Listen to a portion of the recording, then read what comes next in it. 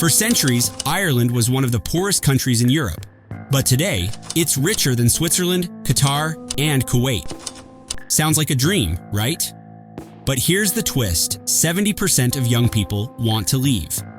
Skyrocketing rents, a healthcare system in crisis, and an economy that might be a ticking time bomb. So, how did Ireland go from rags to riches?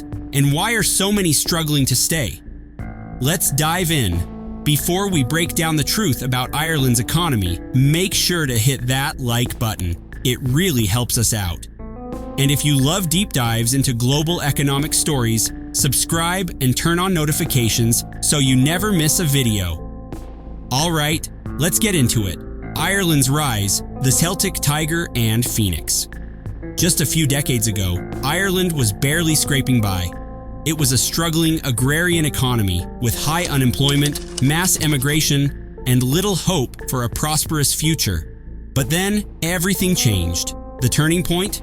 The European Union. Ireland joined the EU in 1973, gaining access to crucial funding and trade opportunities. But the real masterstroke came in the late 1980s when the government made a bold move, slashing corporate taxes to just 12.5%. This wasn't just a small policy shift, it was a game changer. Global corporations took notice, and soon, Ireland became the go-to destination for the world's biggest tech companies. Microsoft, Dell, Google, Apple, one by one, they set up their European headquarters in Dublin. Billions of dollars flowed in, jobs skyrocketed, and Ireland transformed into a modern economy almost overnight. This period became known as the Celtic Tiger era, an unprecedented economic boom that saw wages rise, infrastructure improve, and living standards soar. For the first time in history, young Irish people weren't leaving their country for opportunities elsewhere, they were staying, and Ireland was thriving. But then came 2008. The global financial crash sent shockwaves through the world, and Ireland was one of the hardest hit nations. The banking system collapsed, unemployment surged, and the Celtic Tiger seemed dead. Yet, instead of crumbling, Ireland doubled down on its biggest advantage: its tax policies. The country embraced its status as a tax haven, attracting even more corporate giants, and against all odds, the economy roared back to life. On paper, Ireland had pulled off a miracle. Its GDP surged, foreign investment kept flowing, and the country looked richer than ever. But beneath the surface, cracks were forming. The new economic model didn't benefit everyone equally. The cost of living skyrocketed, housing became unaffordable, and public services struggled to keep up. Many Irish citizens found themselves unable to enjoy the prosperity their country was supposedly experiencing. It begged the question: was Ireland truly an economic success? Or was it just a house of cards waiting to collapse? The hidden problems beneath the surface. On paper, Ireland is thriving, but let's look closer. If it's so rich, why is life getting harder for the average Irish citizen? First, the housing crisis. Imagine this. You're a young professional in Dublin, earning a decent salary, but when it comes to finding a place to live, it feels impossible. There are only about 850 rental properties available in a country of over 5 million. That's less than one rental per 6,000 people. Rent prices have doubled in the past decade, with an average one-bedroom apartment now costing over €2,000 a month in Dublin. People are lining up just to view a tiny, overpriced apartment. Some are even forced to live in their cars or return to their parents' homes well into their 30s. And buying a home? Completely out of reach for most, with housing prices soaring far beyond the reach of the average salary. Then there's the public service meltdown. Despite Ireland's massive tax revenues, hospitals are overflowing and wait times for essential medical treatments can stretch for months or even years. The problem is so bad that many doctors are leaving Ireland altogether, moving to countries like Australia and Canada for better working conditions and higher pay. That leaves fewer doctors, longer wait times, and an overburdened healthcare system. And it's not just healthcare. Public infrastructure is crumbling. Roads are in disrepair, major transport projects keep getting delayed, and public transportation is stretched beyond capacity. The country is collecting billions in corporate taxes, yet many citizens ask, where is all that money going? For a country that looks so wealthy on paper, why are so many Irish people struggling just to get by? The answer lies in what economists call leprechaun economics, a system where the numbers look impressive, but the real benefits never trickle down to ordinary people. And that illusion of wealth is what we need to break down next. The illusion of wealth. Here's where it gets wild. On paper, Ireland's GDP per capita is one of the highest in the world, higher than the US, Japan, even Norway.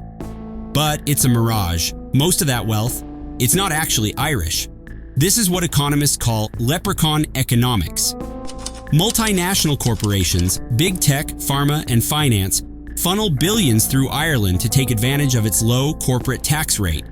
That money technically counts as part of Ireland's GDP, but the profits don't stay here. They flow right back to corporate headquarters in the US and other countries.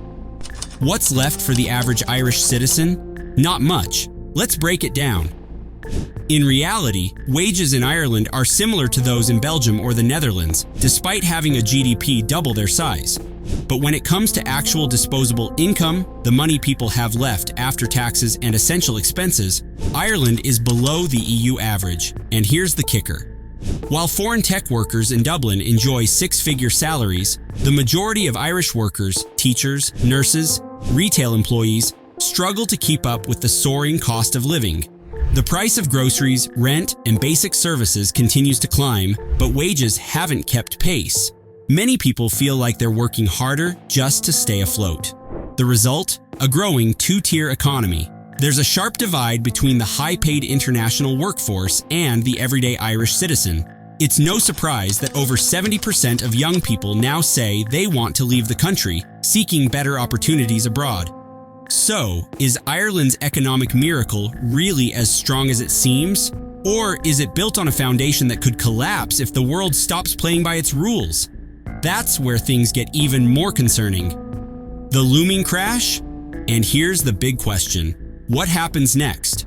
Ireland's success hinges on being a tax haven, but the world is cracking down. The US and EU are pushing for global corporate tax reforms.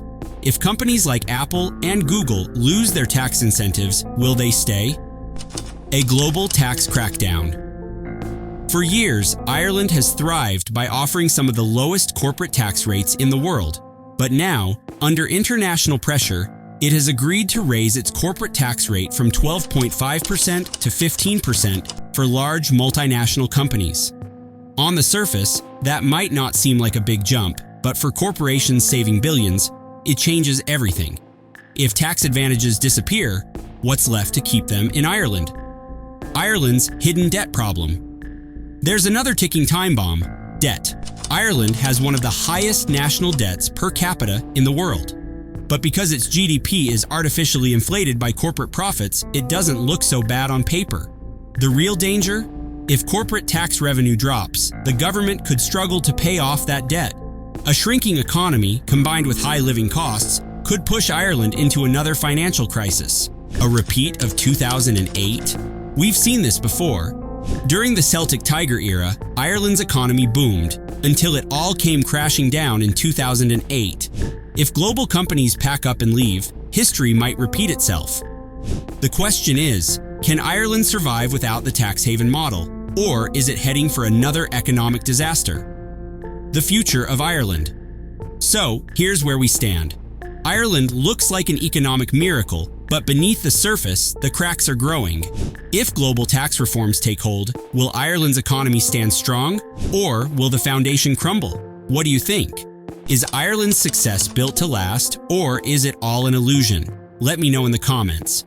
And if you want more deep dives into global economic mysteries, make sure to hit that subscribe button.